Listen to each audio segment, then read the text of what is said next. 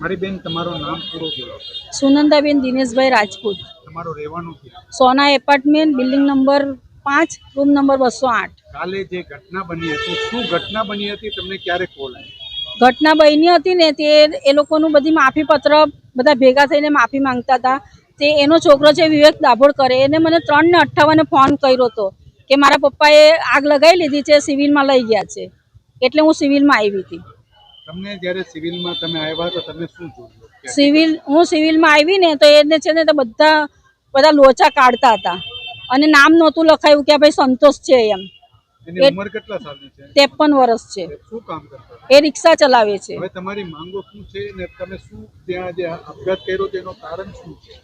આપઘાત કરવાનું કારણ એટલું જ છે કે આ લોકોને એમ કહેતો હતો ને કે ભાઈ પૈસા આપો, તો આ લોકો પૈસા નહીં આપવાના હતા ને તો પછી આને આટલો ટોર્ચર નહોતો કરવો કે ભાઈ અમે ટોર્ચર કરતા હતા કે અમે તને નથી રાખવાના, અમારે તારી જોડે રહેવું જ નથી. આ વસ્તુ આ લોકો બોલી ને એમાં આને આ બધું કરી લીધું છે. એની સંતાનો કેટલી? સંતાનો 2 છોકરીઓ અને 1 છોકરો છે.